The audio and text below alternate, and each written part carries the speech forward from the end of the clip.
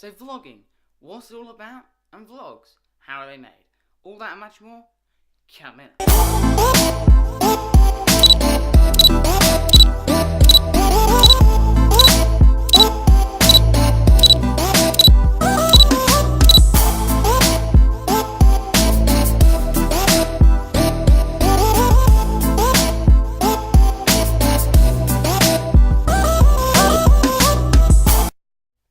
So vlogging, a video style been used since about 1980. The first official vlogger was an American national named Adam Contras. He was born on the 9th of October 1975. He's now 43 years old, and according to Wikipedia, not dead. Now, vlogging has evolved over time with vloggers by the likes of Casey Neistat, Lisa Koshy, and David Dobrik following that style and evolving it over time, with Casey Neistat, one of the most famous vloggers on YouTube currently, dating back to his first vlog about 4 years ago. And the style has slightly evolved over time. Now, there's one YouTuber that I follow every now and again, Dan Mace. He's a South African vlogger, and he produced a video, I think it was like a subscriber special, talking about vlogging if it was done like old day style with massive cameras and like a mirror at the back of the camera, and it's slightly strange, but it made a lot of sense.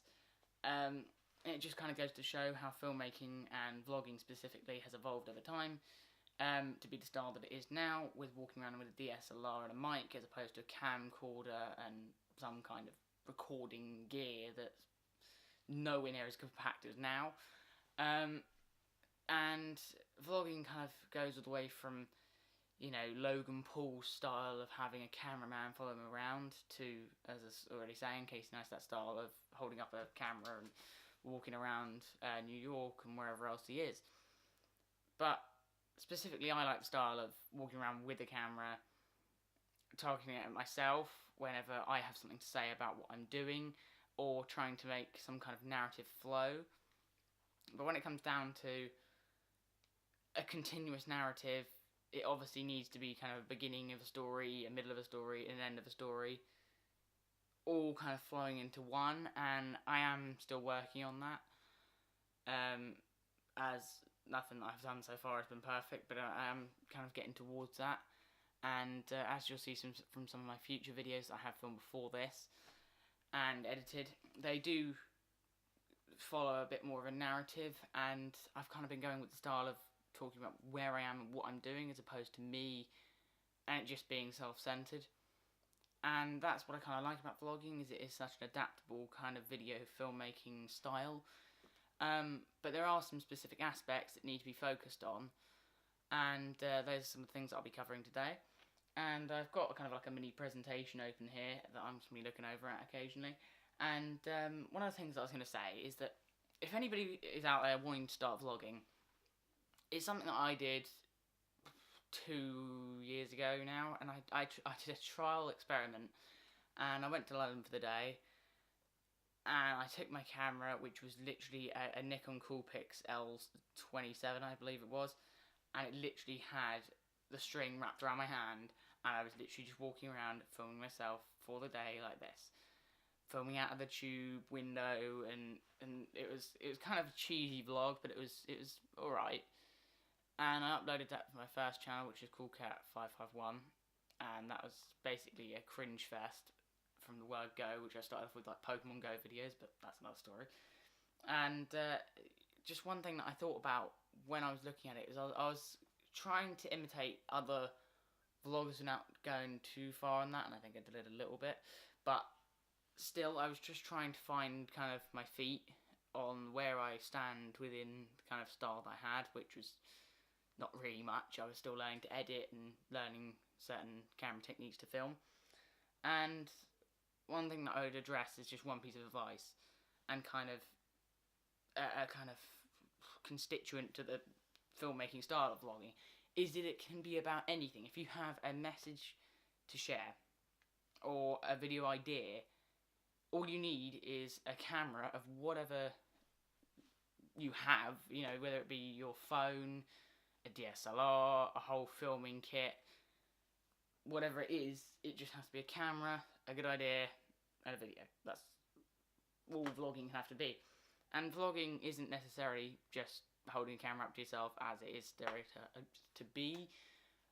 It is literally just you going about and daily life travelling, and that's the main thing I want to focus on, is that it is just daily life. Obviously more as well, but daily life is the main constituent. Is literally just the baseline for it. It's just daily life.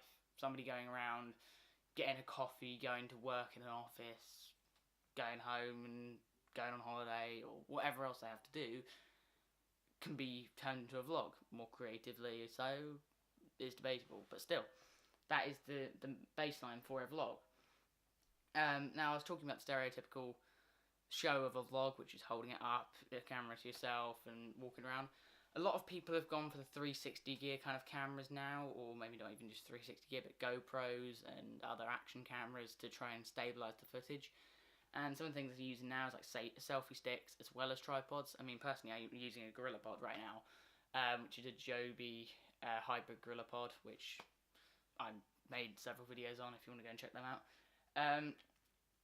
But I mean, the main thing you've got to do is just keep your face in focus whenever you're sharing yourself and whatever you have to say personally, and then whatever else you're doing, so panning scenery or just looking across at something that's going on in day-to-day life, you're stuck in a traffic jam, whatever else. I'm not advising you use a camera at the wheel, but still, that's something that is to law of your country. But you just want to keep everything in focus as much as possible, and everybody will always tell you that anything that they hate about a vlog is shaky footage, and that's something I have been working on myself. But then developing your style, like I was saying, finding my feet with a style. I'm going to go back to this example again, but Casey Neistat, he has a more of a scrappy kind of style, and that's no knocking him for it. It's his kind of style, his way, and it's like kind of getting older pieces of footage or whatever and kind of compiling it together to create a sort of an effect. And the same thing I was saying about Dan Mace, the South African filmmaker, he does the same sort of thing. He's got a Brew series, and he does this sort of intro, I guess you could call it, and it's weird, but it's really good. And it's kind of scrappy style where it's sort of like cuts of older videos and whatever else that he kind of compiles together. And the same with the sort of 368 Casey Neistat intro for that. I'm using the example of Casey Neistat. He is probably the most famous and go-to YouTube vlogger around. But the other kind of style is a cinematic style, which is something like Peter McKinnon would use, and Matty, his friend, I can't think of his last name now, but both of them do sort of like cinematic video style. So if he's traveling, he'll be in the back of a car or something. He'll produce something that looks like it would take weeks to produce, and he produces it in one night, and it's just literally just shooting out of the back of a cab window, and it looks amazing. But there's two different styles: a scrappy style where it's sort of like pieced together bit by bit, and the cinematic style where it's clean cuts and cleanly put together. But the other, whatever style you pick, it needs to be stuck to. Like within media, you have links between whatever kind of form of media it is, whether it's a newspaper, they use the same colours, fonts, text sizes, whatever else they want to use. It kept the same as kind of a synchronized image to go through, and so that if their brand is put out there, everybody would recognise it as whatever that is. Another thing, which I was already saying, is a big thing, is to keep the camera steady. That's just a main point that I'm going to cover over and over. And the occasional camera shake is acceptable. I mean, not everybody can keep it perfect, but then again, that also goes down to your style of what, is it busy, is it fast paced? If it's fast paced, camera shake would be more acceptable than if it's cinematic, and you're not going to be filming a cinematic video, panning a scenery and just like car crash situation. And the other thing that I was going to talk about is, although you want to use whatever you have available to you and not necessarily go out and be like, I want to be a vlogger, go to your local camera shop and start buying up every last bit of equipment they have. Just use what you have. And some simple things I've produced videos on before. I mean, I've got the Boya by M1 microphone. It's a lapel mic, just taps onto your shirt. You can plug that into a DSLR or even your phone. That's a really useful bit of kit. 2-in-1 Oki lens kit, which I've again covered on many videos. That's such a useful piece of kit. It's got a wide angle lens and a macro lens. Macro lens is for photography, obviously. The wide angle is very good for vlogging, so if you're doing panning shots or shots yourself, so if you're holding it up to yourself, that's very useful. But I mean, yeah, you just want to use whatever you have available to you, and that's what vlogging is all about, really. It's just, it's about yourself, but about your surroundings, and just kind of getting an honest opinion of day-to-day life. Day-to-day life isn't always the glamour and glitz of a city, and you know, everything that is portrayed to be in movies. It is a very honest sort of cut movie to show everything, the good and the bad. I mean, preferably for a video that you're trying to keep somebody up and motivated, not necessarily a down kind of pessimistic view of life is a great thing, but again, that depends on your style. But it is giving a more honest view on life as opposed to your perfectly cut and edited footage that just shows the good sides and then you're behind the scenes having a cry or whatever you're doing. It is a very truthful way of sharing your stories, your opinions, and your life overall. And I think that really covers everything that I was going to say. But I mean, when it comes down to how to do it, as I said, use what you have available to you. And you can go and check out any of my vlogs. I'll probably link up somewhere over here my vlogging series playlist if you want to go have a look at that. And I've got many examples in there of kind of both styles, whether it's scrappy or cinematic. Obviously the cinematic side coming up more in the future. I've got 8 New York vlogs on the way in the next, I believe, 8 weeks or something. I think the first one's coming out, so just keep on the lookout for that. And yeah, until then, my name's been Coolcat. Hope you enjoyed this video, and goodbye.